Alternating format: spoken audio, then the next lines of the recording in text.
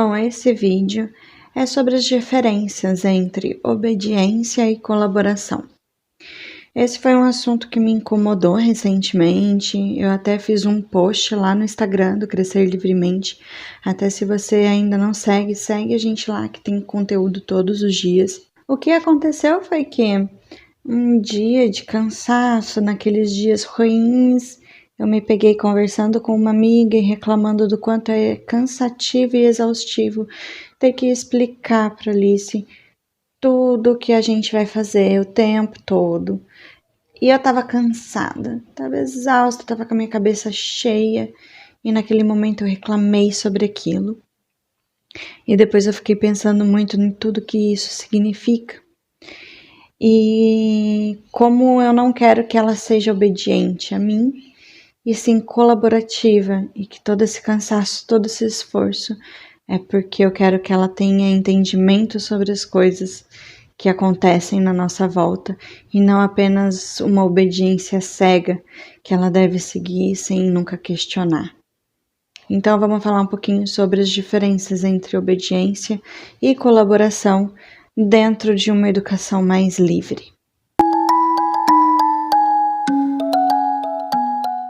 Bom, a diferença básica entre obediência e colaboração é que na obediência você cumpre ordens, mesmo sem vontade, ou mesmo sem entender por que você está fazendo aquilo, você está cumprindo o que foi mandado você fazer. E na colaboração você tem consciência do porquê você está fazendo aquilo. E você se sente motivado a ajudar ou não, ou mesmo sem a vontade de fazer, você sabe que aquilo é o certo a ser feito porque você entende os motivos daquilo estar sendo solicitado. Então você colabora por livre e espontânea vontade, né, de forma voluntária. O mais difícil de você conseguir a colaboração dos filhos é que é muito mais natural, é muito mais fácil, é muito mais automático você falar para a criança fazer alguma coisa de forma autoritária, de forma automática, nem sempre sendo ríspido, nem sempre com uma má intenção. Você está pedindo para a criança colocar um chinelo porque você sabe que é preciso colocar o chinelo. E você naturalmente pede para a criança colocar o chinelo e quer que ela te atenda sem questionar ou já explicou aquilo 1000 vezes e você não quer explicar de novo. E a gente acaba sendo autoritário e querendo que a criança coloque o chinelo porque ela tem que colocar o chinelo e pronto, acabou. E isso é natural, a gente foi criado assim, a gente cresceu dessa forma, pelo menos eu cresci dessa forma. Então é muito mais natural, muito mais automático a gente agir dessa forma e querer que as crianças entendam e coloquem o chinelo na hora que tem que colocar ou façam o que tem que fazer na hora que tem que fazer, porque a gente sabe que tem que ser feito e a gente não quer ser questionado o tempo todo. É cansativo ter que explicar tudo o tempo todo. Eu me canso muito de ter que explicar tudo o tempo todo. É exaustivo, é complicado, a gente faz tudo no automático, mas a gente tem que dar uma paradinha, dar um passo atrás e tentar enxergar as coisas pela visão da criança. Como é para ela receber essa informação, o que ela está recebendo, o que ela está entendendo, o que ela está sentindo naquele momento e como que eu poderia ser um pouquinho mais gentil na hora de conseguir a colaboração dessa criança, dessa pessoa, porque isso serve para todas as nossas relações. E é cansativo, eu sei, eu tô cansada.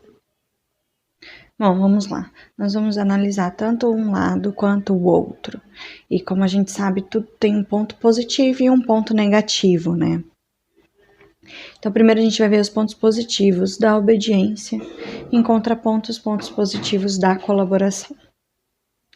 Na obediência, o ponto positivo que eu vejo de bom pra gente, na obediência é que é tudo muito mais rápido, você tem um resultado muito mais rápido, você tem um resultado muito mais fácil pra gente, pro adulto. É muito mais simples, é muito mais rápido ser obedecido. Você tem ausência de questionamento, você tem uma facilidade melhor de conseguir as coisas e você consegue fazer tudo que você precisa fazer com muito mais agilidade. Então é muito mais prático você ter uma criança obediente dentro de casa. É muito mais fácil para você.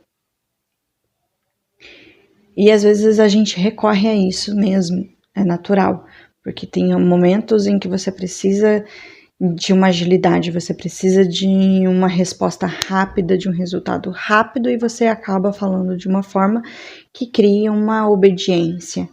Então ela é útil, né? E ela facilita a nossa vida. E é muito bom pra gente, né? Olhando pelo nosso lado, é muito mais fácil para nós, a gente consegue um resultado muito mais fácil pra gente. Mas vamos olhar pelo lado da criança, quais são os pontos positivos que a gente consegue com a criança sendo colaborativa, né?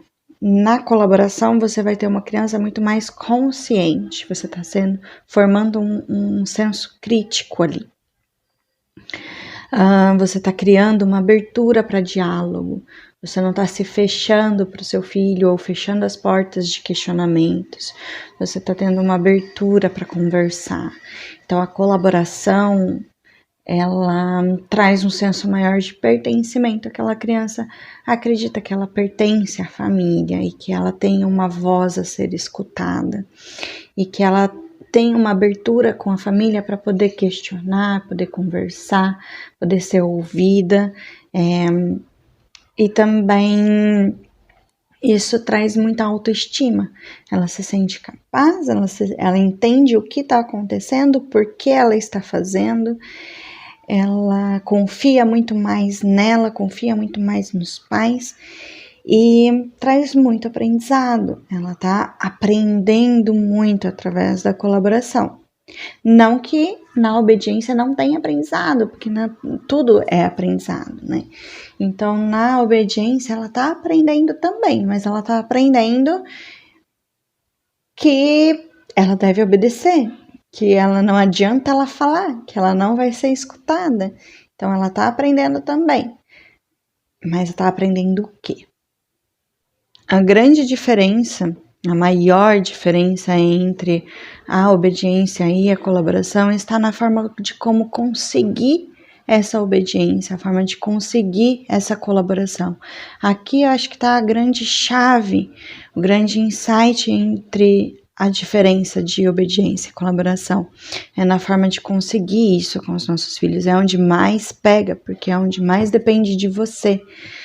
A gente mais age no automático, sabe? Então, assim, na obediência, a gente vai conseguir ela através de uma forma um pouco mais agressiva. Às vezes não é a nossa intenção, mas na nossa forma de se comunicar, na nossa forma de olhar, às vezes no nosso tom de voz, a gente está sendo um pouco mais incisivo, um pouco mais agressivo, e a gente está querendo a obediência, a gente quer aquele resultado rápido, né? A gente precisa daquela agilidade. E às vezes a obediência, ela vem através do medo, seja o medo de ser humilhado, ou o medo de ser, até mesmo ter uma agressão física, o medo de você perder o amor daquela pessoa que está ali na sua frente, o medo de você não ser mais bem-quisto, porque esse é um dos maiores medos das crianças, elas querem ser amadas e elas dependem de você. Então, eles têm muito medo de perder o amor, então você pode não notar, mas ela tá te obedecendo porque ela quer te agradar, ela quer ser querida por você, ela quer ser amada por você, então ela acaba te obedecendo por medo de perder o seu amor. Então, e muitas vezes também eles acabam obedecendo pelo interesse em uma recompensação, em uma premiação, um doce, uma bala, um tempo a mais de televisão, um videogame, um tempo de brincadeira. Então ela acaba obedecendo também às vezes por interesse. Que são as formas mais fáceis de conseguir uma obediência, né? Ou você é muito autoritário, muito agressivo, ou você faz uma chantagem emocional e fala: olha, se você não fizer isso, eu vou ficar triste com você. Se você fizer isso, você tá deixando a mamãe muito chateada. Faz isso para me deixar feliz. Então a criança acaba obedecendo pelo medo. E faça isso agora, porque eu estou mandando, porque a gente faz isso automaticamente, não é que você está fazendo isso de propósito, tá? Eu me pego fazendo isso e às vezes eu tenho que me corrigir, dar um passo atrás, porque é natural, é espontâneo, faz parte da nossa natureza. E a gente se pega falando assim: nossa, que coisa feia que você fez, isso não é certo, você tá me deixando muito triste, faz isso pela mamãe, ou come isso que tá no seu prato, porque eu vou ficar tão contente se você comer. E isso é uma manipulação muito ruim, porque a criança ela vai acabar fazendo, ela vai acabar te obedecendo, porque ela não quer perder o seu amor. Ela não tem ainda uma confiança, ela não tem ainda uma autoestima suficiente para saber que se ela não fizer aquilo, você ainda vai continuar amando ela da mesma forma, entendeu? Ela tem medo de perder o seu amor e ela depende de você para sobreviver. Então é de uma crueldade terrível você manipular as crianças pelo seu afeto ou pela imposição de força, porque você é maior que ela, ou até uma manipulação comprando aquela obediência. Tipo, olha, vamos logo, se veste rápido que daí eu te dou um chocolate, sabe? A gente faz isso?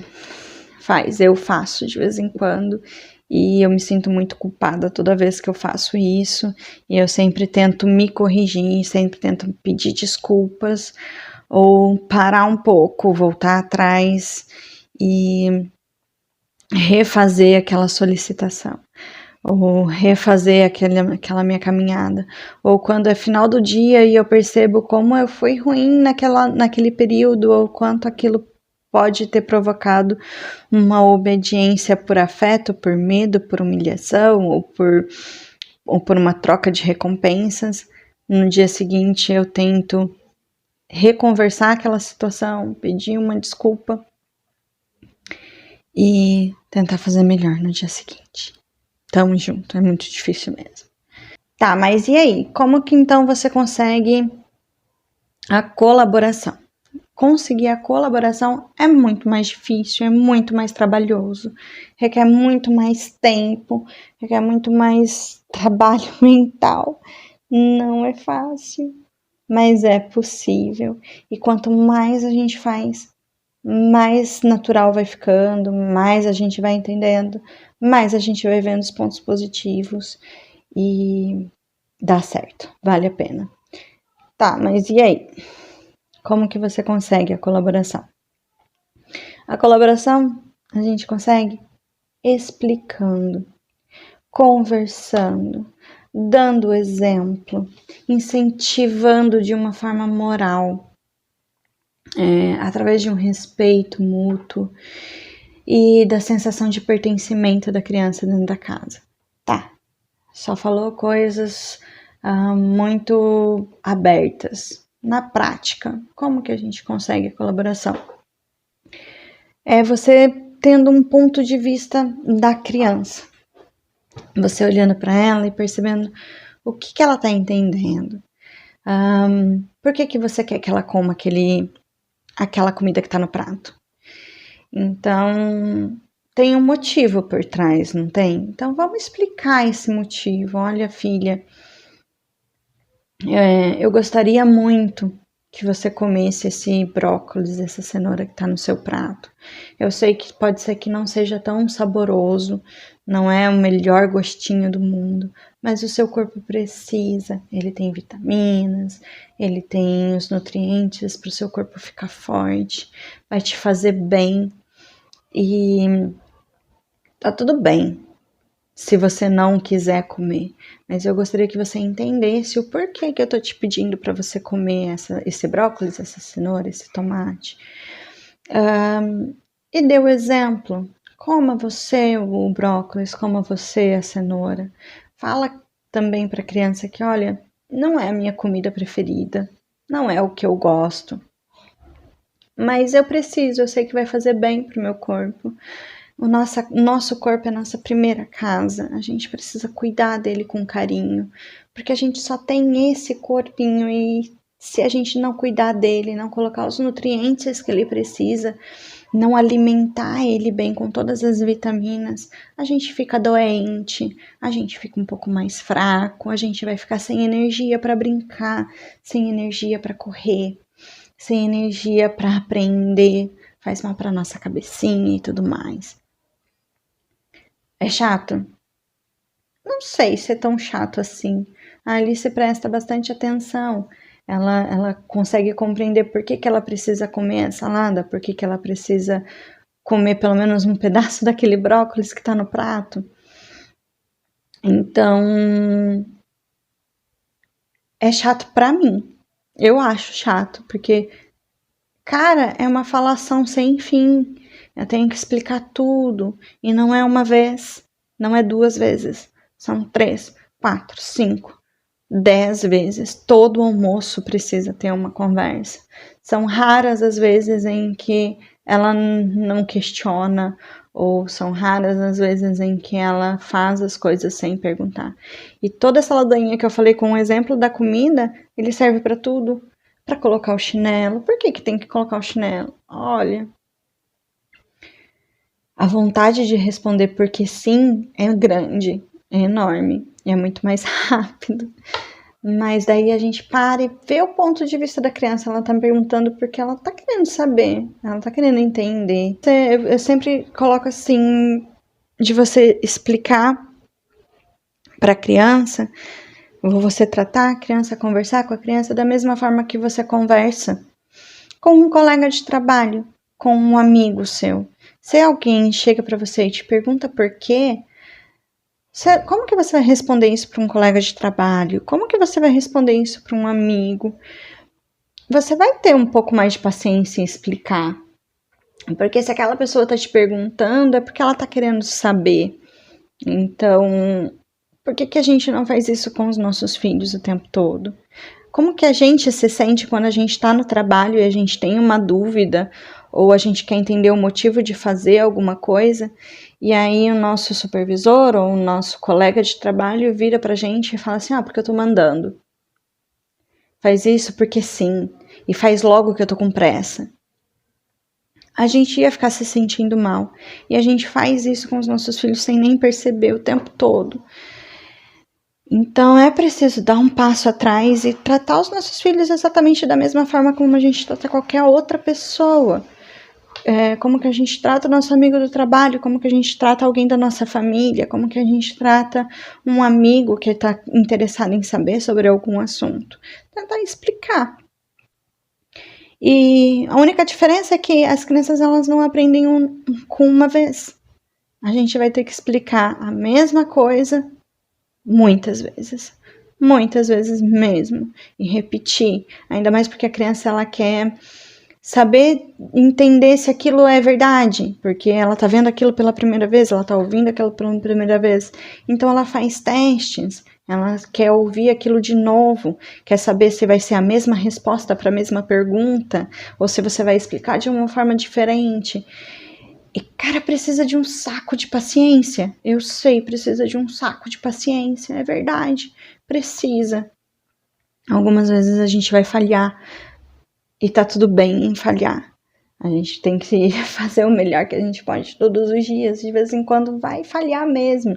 Porque todo mundo tem dias ruins e dias bons. Tem dias que a gente vai estar mais sem saco.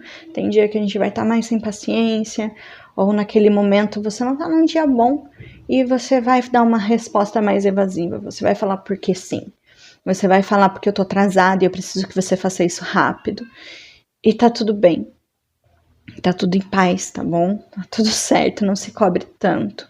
Mas tente fazer o melhor, como se você estivesse realmente conversando com alguém que você gosta. Como se você realmente estivesse explicando algo para alguém que você quer que entenda como o mundo funciona. E isso traz muitos pontos positivos. Bom, então a gente começa a entender que vale muito a pena você ter esse trabalho em conseguir a colaboração dos seus filhos quando a gente vê os resultados e a gente pensa nos resultados a longo prazo.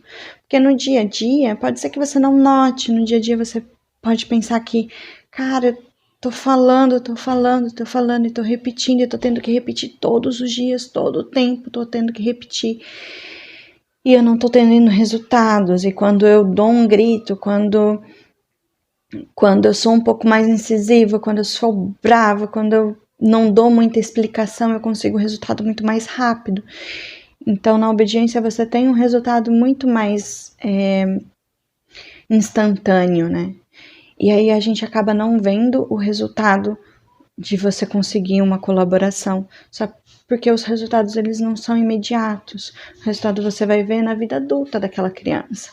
Você vai ver ao decorrer do tempo, conforme ela for crescendo dia a dia. É mais sutil o resultado da colaboração. Agora, o resultado de uma obediência cega, o resultado de uma obediência mais autoritária, você consegue ver analisando nós mesmos, se autoanalisando, se autoconhecendo e entendendo suas próprias feridas de infância por não ter sido escutada ou não ter sido considerada na hora de uma escolha, na hora de uma explicação. E você vê os resultados na geração que está aí hoje em dia, né? Nos jovens, nos adultos, e que são inseguros, que têm uma autoestima baixa, que os filhos crescem com uma raiva dos pais e um distanciamento dos pais, com uma porta fechada, uma dificuldade de diálogo, sabe, com os pais. São adultos que acabam obedecendo e fazendo as coisas no trabalho apenas por fazer, acabam fazendo coisas erradas, não tendo um pensamento crítico e acabam dando aquela desculpa de, olha, eu fiz o que eu tinha que fazer porque me mandaram, eu fui mandada fazer isso, por isso que eu fiz isso, mesmo sendo antiético, mesmo sendo imoral. Recorrem a mentiras para escapar de uma punição, recorrem a mentiras para acabar escapando de não ser aceito, acabam mentindo por querer afeto e querer agradar as pessoas o tempo todo e não conseguir dizer não e fazer coisas que não querem apenas porque não querem ser rejeitadas. Então, é complicado, reverbera muito nos adultos que nós temos hoje, reverbera muito no adulto que eu sou, e eu consigo ver muita coisa por uma obediência cega, por uma carência não atendida, por uma necessidade não atendida. E é uma autoavaliação. Não é fácil, mas vale a pena. As crianças que têm uma colaboração, que tem essa porta aberta para o diálogo, esse incentivo de questionar, esse incentivo de dizer não aos pais e querer entender o porquê das coisas. Elas são crianças que crescem e você vê os adolescentes e adultos que foram criados de uma forma mais compassiva, que eles vão crescer com um raciocínio muito bom, com uma autoconfiança muito boa, sempre se questionando, vendo que ninguém está acima de questionamentos, nem mesmo os próprios pais estão acima de questionamentos, que tudo deve ser questionado, que tudo pode ser perguntado e que eles merecem a resposta correta para aquelas coisas. Então você cria um sentimento de valor. Ele é uma pessoa digna de respeito, ele é uma pessoa digna de explicações. Vai deixar uma porta aberta para falar a verdade, que a verdade ela pode ser dita e ela vai ser escutada e ela vai ser questionada também. e que ela pode ser discutida. Então não tem muito porquê, não tem muito motivo para mentir se ele não vai ser punido imediatamente. Na verdade, ele vai ser levado a pensar sobre as consequências que as condutas dele vão levar. Então são pessoas muito mais conscientes das próprias ações, porque elas também vão ser questionadas. Na hora de uma brincadeira, na hora de fazer alguma coisa, você também vai questionar seu filho por quê e pedir explicações do porquê que ele está te pedindo para fazer alguma coisa. Então, o raciocínio, a lógica, o pertencimento, a percepção de como o mundo funciona, isso tudo está sendo moldado ali. Na colaboração, você não está sendo permissivo, você está sendo firme. Você precisa que as coisas sejam feitas da forma como elas precisam ser feitas, nas coisas como as coisas acontecem no nosso mundo. E você não está abrindo as pernas e fazendo do seu filho, deixando ele fazer o que ele quer. Não é isso, entende? É você olhar para aquela criança e tentar entender o que ela não está entendendo, ou tentando entender o ponto de vista dela e tentando explicar para ela como é que as coisas funcionam e por que você não pode comer o doce antes do jantar e por que não adianta ela chorar no mercado para conseguir alguma coisa. É o diálogo, não é a permissividade, é você explicar o porquê. Não é só mandar calar a boca por calar a boca, não é só mandar fazer por mandar fazer, não é só me obedece porque eu tô mandando, entendeu? É realmente você explicar para o seu filho como o mundo funciona. Enfim, é isso, gente. Tô me delongando demais aqui. Espero que tenha ficado claro. Dá uma olhadinha lá no Instagram também, tem muita coisa boa de conteúdo lá, do nosso dia a dia, das nossas rotinas, do que nós fazemos em casa. Por esse vídeo é isso. Até!